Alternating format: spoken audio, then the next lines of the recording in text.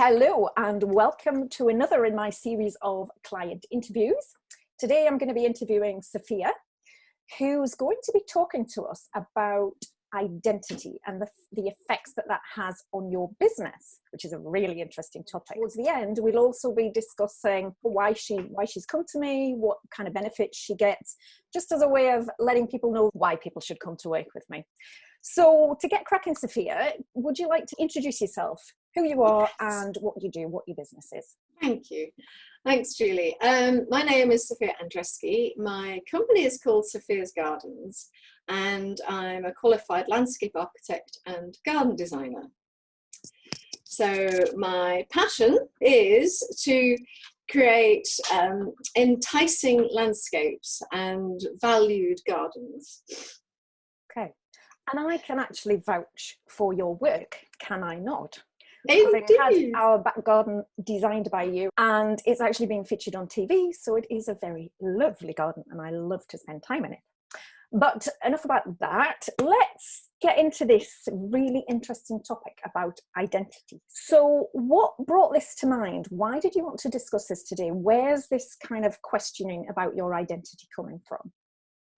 It's coming from the fact that I made a transition from being a scientist to a garden designer. Very straightforward. I became a garden designer. And then after a while, I thought, okay, what do I want to do now? And I went and retrained as a landscape architect. And the whole mindset and ethos behind landscape architecture is about the public realm. It's about social history and ecology and all sorts of wider things. And I did a master's quite intensively. I became very absorbed, very directed towards being a landscape architect. However, here I am now. I'm running my business again as a garden designer, also qualified as a landscape architect, and having got myself into that mindset.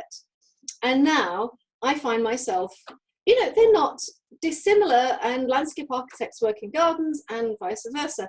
It's just that I don't quite know who I am anymore.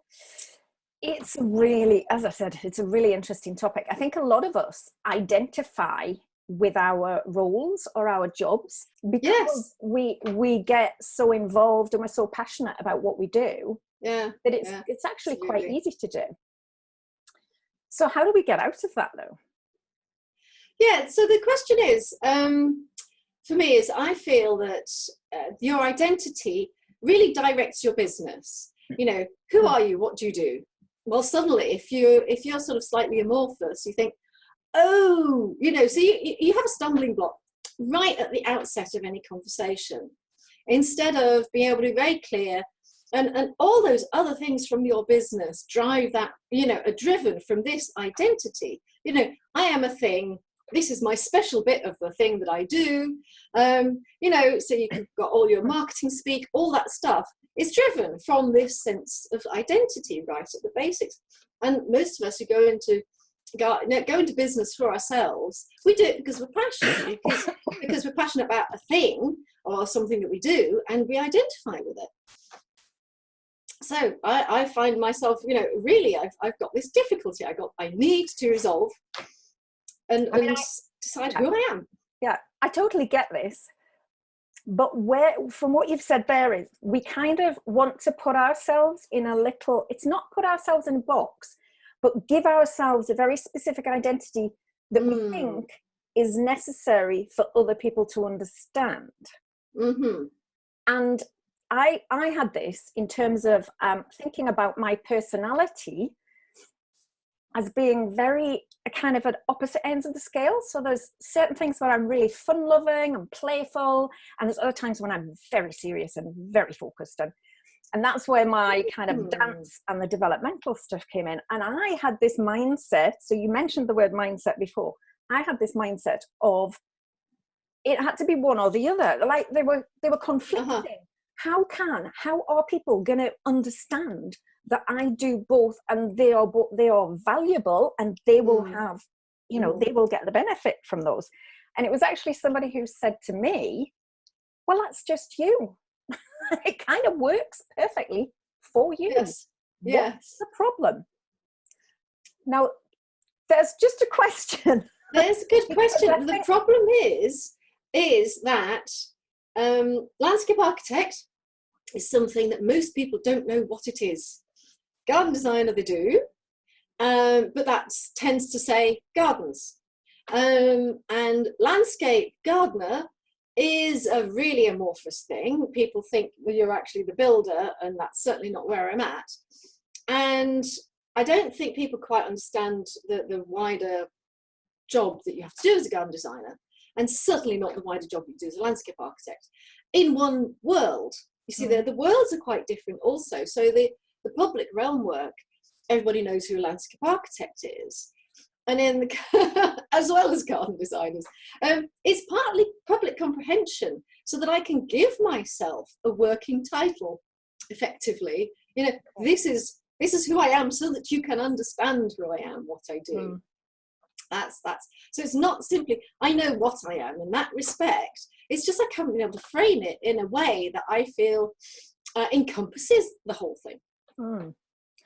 And is that identity, or is that simply a way of packaging what you do as a business? Oh, I think it's both. Yeah, I think it's definitely a lot of it to do with packaging. I guess that's it, because I've been looking at all the processes in my business. I've had a bit of a quiet winter, which has been blissful in lots of ways, because it's given me the chance to step back, look at what's going on in the business, and repackage it. So I've redone my website, all these things, repackaging myself as a thing. And then I suddenly realized that thing is where I'm stumbling. So you're not simply a business owner or a garden designer or a landscape architect. So what we're talking about here is kind of how do we integrate all of that, isn't it? Very much so. I think well, I personally find that now that my children have grown, I'm at a different stage. I am at a stage where I can focus on the business. And I also want to focus on the business because I see the end of my working life as an actual finite thing, rather than, you know, it's so far from the future that you don't need to think about it. It's pointless to think about it, apart from maybe setting up a pension or whatever you're going to do, that, you know, the rest of it you just think about, okay, no, it's not going to happen. But I'm at a point in life where, you know, grandchildren could arrive in the next 5 to 10 years. And as I am working for myself, I now have a choice, you know, how much work do I do? And I came to the conclusion that I was going to work at least full-time for the next 5 years, maybe 10 years, and then go part-time. And so I was making that sort of decision. And then I thought, okay, well, I need to focus business. I need to pull the business in to be really active, to give me this last final blast. But I want to go out in a blaze of glory rather than just, you know, fritter it away and feel like, what have I done with it? You know, it's that sort of distant but imminent deadline. Yeah, and it is. So I do think that's partly age. That's partly kind of our age, when you start to look at life differently. And actually, a lot of women do get to the point where they start to lose who they are as individuals, because they've spent so long bringing up a family and looking after other people. And kind of sandwiched in the middle of parents, either elderly or poorly parents, and children. And it is very easy to lose yourself. So that, and that other thing about wanting to go out in a blaze of glory, that is about thinking about the impact that you want to have in the world, or the difference you want to make. So that's a little bit about sort of purpose and meaning, isn't it? So it sounds to me like you're at the point, and it's not a crossroads, it's just a re-examining of what you are, what you love to do, how you want your future to be, and how to make that, how to integrate that, how to make it kind of congruent. Because to me, lots of people talk about authenticity, don't they? Like how do you be authentic. The people talk the talk, but don't necessarily walk the walk. And by that I mean, you know, that you have to be actually living your values in your life, as well as through your work. Sometimes that might be a good start point, actually, for people. It's just kind of, you know, let's not get so hung up on the work side. Mm. I am really sorted. I'm so sorted at this stage in my life about all the rest of it. Good. That this is the thing that I need to think about. No, I really want to deal with this, and so that it helps everything else to flow. Does it feel like you're sort of pushing or feeling like you have to get the answer? Because there's kind of a different, there are different approaches, aren't there? There's one which is very kind of, right, I really want to focus on this, head down, right, get in your head, think about it, ask lots of people, just get on with it. And then there's the other, which is, oh, I'm really curious about this, kind of, ooh, this is really interesting place to be, and I wonder how I'm going to resolve this. Yes, yeah, no, I think I'm in the former. Yeah, now that, I guess, that would be my piece of advice, would be that the former is what's creating the stuckness, the resistance, is feeling like you have to get it sorted before everything else will fall into place in your business. Whereas actually, if, and it's not just you, this is everyone, if we can be more curious about the areas that we get stuck in or we feel are really important. In my own experience, this is what's made the biggest difference, is just noticing how attached I am to finding the right answer, or you know, or figuring out what it is. And it's that attachment and that real kind of, it's not frenzy, but it's kind of frenetic, and it's very sort of hard energy, whereas curious, it's very gripping. Yes, that's a lovely word. It's very gripping. So you feel like you're in the grip of this. So I need to get out of this. You know, I need to kind of figure it out so I can get out. Whereas there's a softer approach, and I get that it's counterintuitive. It is counterintuitive because we think, well, no, we'll just need to figure it out. Like, like just being curious and softy and woo woo and whatever. But actually, that's not what that is. And unfortunately, it takes us to notice how we're being, and then get curious about, is that helpful or not? I wonder what would happen if I didn't kind of try and push it so much, if I didn't think about it all the time. That's when we allow things to kind of come to us, and that's where, for me, that's where authenticity is, because what we're doing there is tapping into who we really are, but we have to allow ourselves, we have to kind of create the space. Which, granted, I'm with you. Good, because I know that saying that's really easy. Yes. It's a very simple process. But that feels hard. It feels difficult for people. It's very hard to let go, because you feel you have to make a decision, and you feel that decision must be done before you can do the next thing. Yes, and that's where I feel that we spend most of our time up here. And I guess what I'm saying is my main piece of advice would be to figure out how to go from here to here, which is, how do you create a little bit of space, a little bit of curiosity, playfulness? How do we change the energy around the questioning to allow the answer to come, rather than to try and force the answer? I do think about authenticity and identity, because tied up with identity is that, like, we want to portray this professional image and that we've got it all together, and you know, and when we haven't, it's kind of I'm sure that's part of it as well.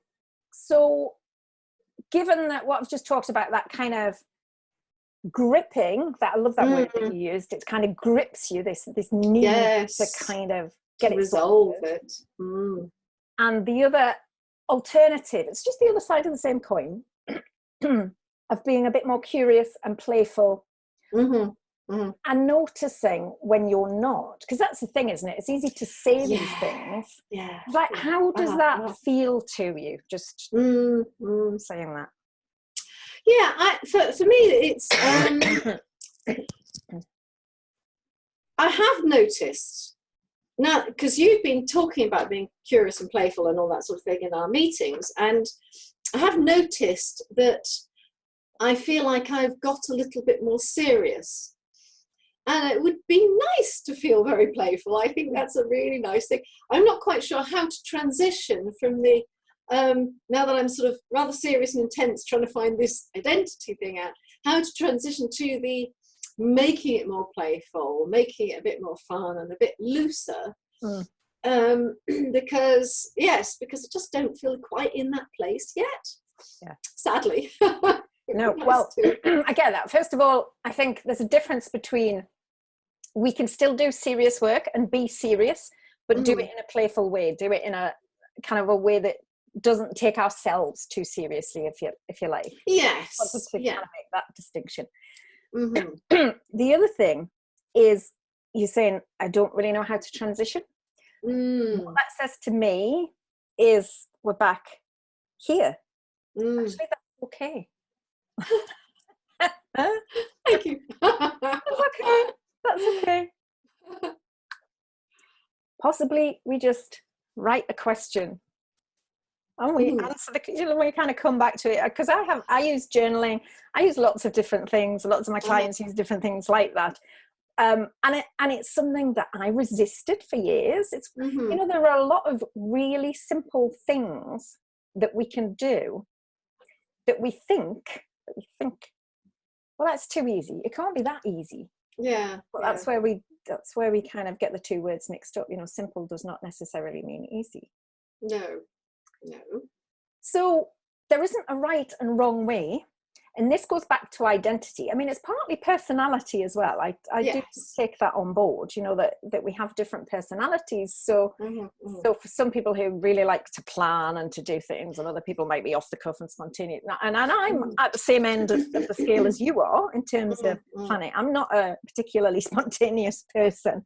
And I guess what I've done is kind of moved myself a bit on that scale. Yes. Simply by operating differently when I notice how I'm being. And that's that's come about, I guess, by not being very happy with the results.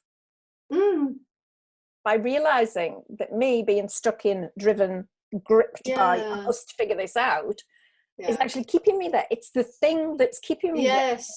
Rather than yeah, I can understand that.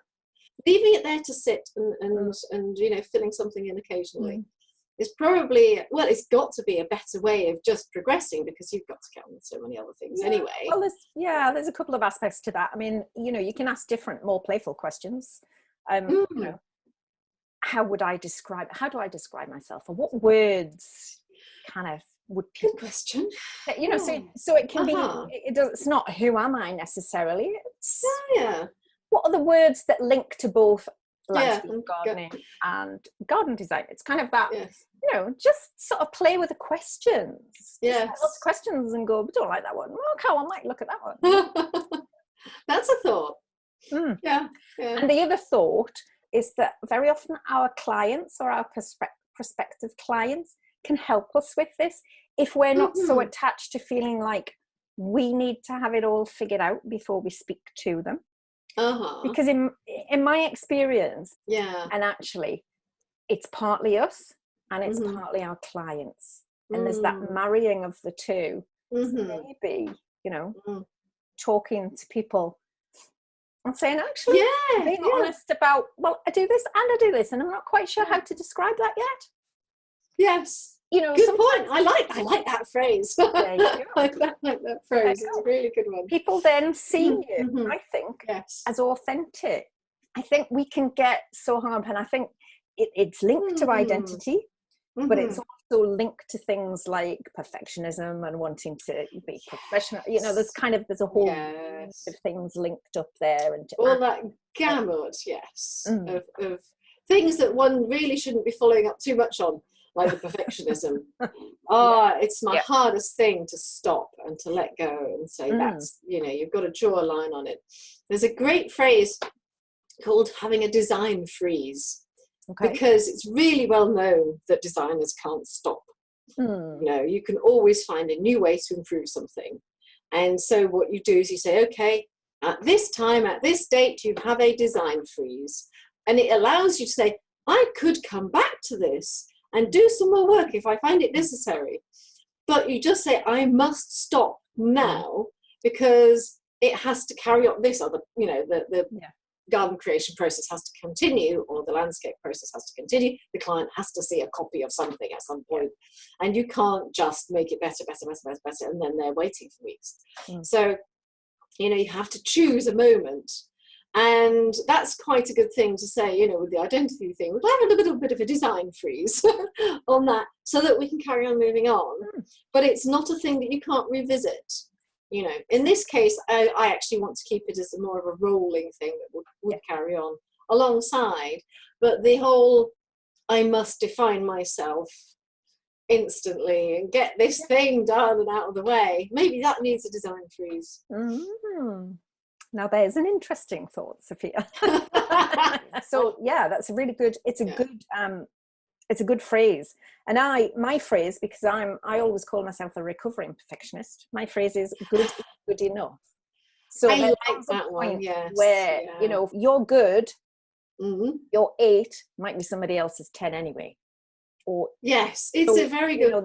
There does come a point, and I think that's similar to to your design freeze. To be honest, there's a curve, isn't there? Really, because I think of things in graphs with my sort of scientific background comes in, and there's a curve. So you follow it up, and everything is getting better very quickly, and then it starts to tail off. And this is where you're wasting the time because you're making a small percentage improvement instead of you're making a really big percentage improvement from the amount of time you put in. Yeah. So I like that idea with the identity. And I think people can use this in lots of different contexts. Yeah, I'm sure. Have a design freeze and let's be playful. And the two can work alongside each other. They can be on tracks alongside each other. They don't have to be kind of completely separate. You don't have to get to the finish line of one before you start another. Go concurrently. Just leave it as a stream running through. A bit like running because I run multiple projects and they overlap and all that sort of thing. So I just put that one into another project box and say, this is what's happening with that project. It's a very long-term one. And that way I can just move on a bit. Yes, that would be good. Oh, this is my temporary solution for the time being. This is my design freeze point. We are works in progress, all of us. Yes. And so is our business. And I think you're right in terms of like, it really does affect our business. When we get stuck, then what that does is makes us not go and try and get business, or feel like we can't really talk to people effectively, or what we're putting out there isn't really describing who we are. It's particularly when you're networking. It's not so much the going to see clients, because clients have seen the website, they've seen the business, they know what they're looking for. They don't really ask you what you do, they already know, because you've presented a thing on the website. It's when you're networking and people ask you what you are, and because you never quite know what they want under those circumstances, what information they want or what you should tell them. And I don't want to restrict it down, you see. So that's another thing. So the networking is valuable to me, both because it's good for meeting people, it's good for meeting potential new clients, but it's also a very good space for me to get out as an extrovert. I need to get out and be out of the house and meeting folk. And so that's one of the ways in which I do it. And I have this, that's where that is an interruption. Okay. Well, there's two things you said there. One was, we're never quite sure what they want. Yeah. We could ask. Well, actually, I could tell you about all the things I do in my life. That's a good point. About yes. Yeah. And then the other thing you said was, what should I tell them? Yeah. There really aren't any shoulds. So play with different things that you say in That's a good point. Yes, rather than trying to present a big whole, I could sometimes say I'm a garden designer and sometimes say I'm a landscape architect. Simply take the pressure off yourself. Yes, yes. Yeah, I'm trying to present a completed package. You know, again, going back to that perfectionism. Yeah. I'm trying to make this thing, this whole, this is who I am. You know, I am this particular thing. Yeah. And instead, just not take it quite so seriously. Yeah. And we're all fluid, aren't we? We're kind of, you know, I think society and culture right now likes to, or maybe we like to put ourselves into particular kind of slots, you know, particular identities. Yes, and that's kind of the way the world seems to be going at the minute, doesn't it? You kind of get identified in particular areas. And I guess what I'm saying is, like, why can't we identify across a whole range of things and actually simply be ourselves and play with that?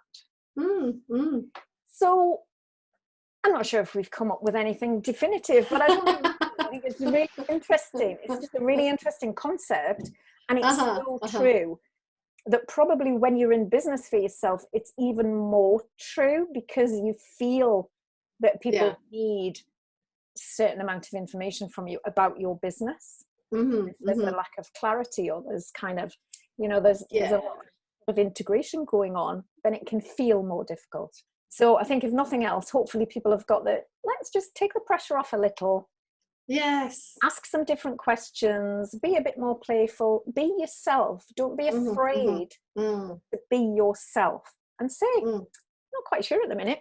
Not worry too much. Yeah, because I firmly believe that if we can do that, it will start to become clear, and you will start, probably without even realizing that that's what you're doing, it will start to make some sense, and you'll start to say things differently and describe who you are differently.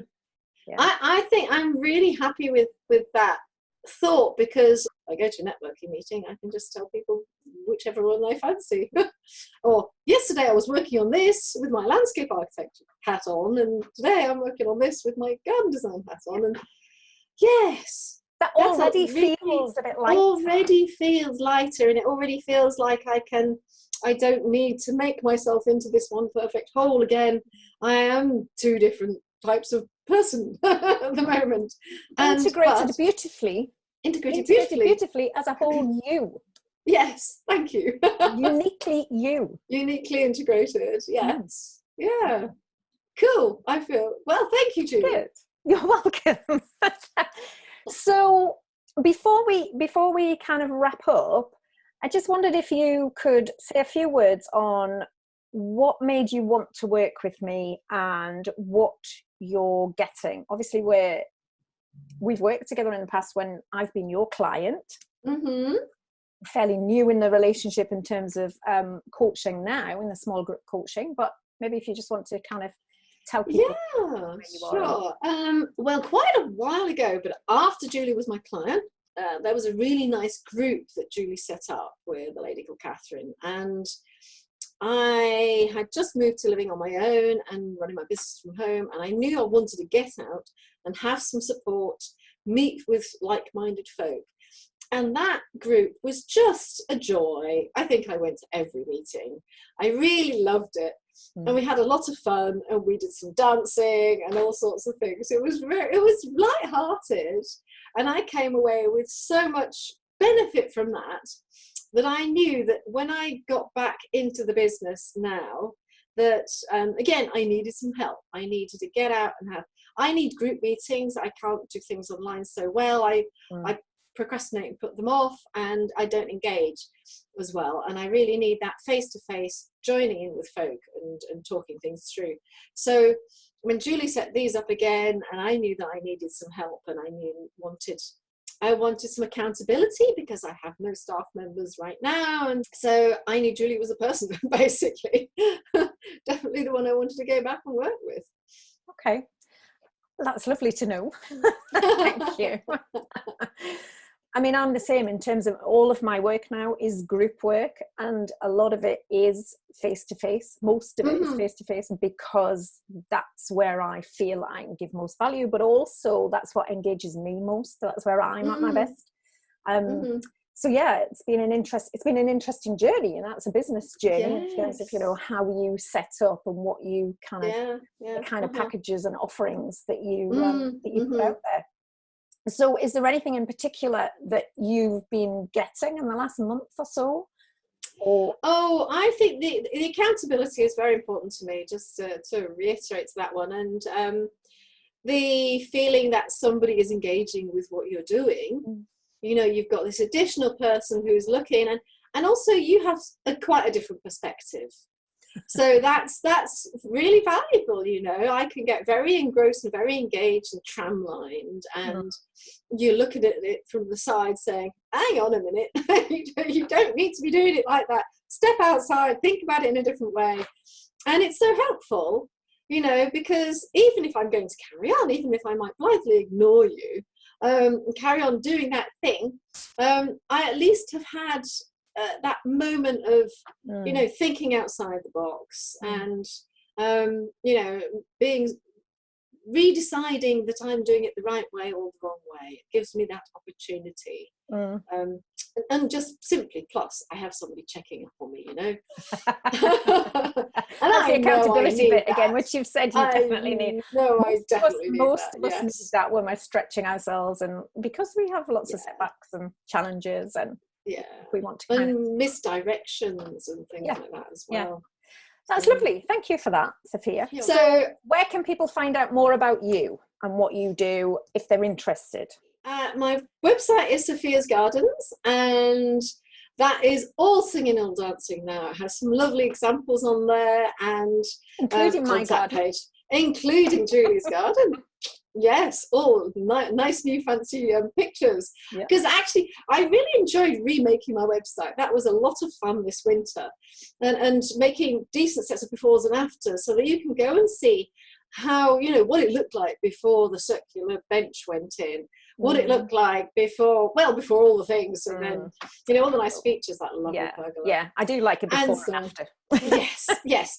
And this was one of the things that I was talking about with Julie right at the beginning, actually, was, you know, how to work out what's the best route to go down with the website, and doing a bit of market research and so on. And that being held accountable to that turned out to be really useful. So I was able to make decisions that way.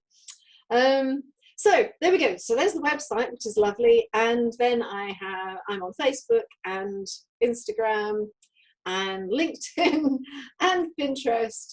I put all of the links with the interview. So that's lovely. So thank you very much. Very interesting conversation. Yes. And I shall see you again soon. You will indeed. Bye. Thanks, Julie. Bye.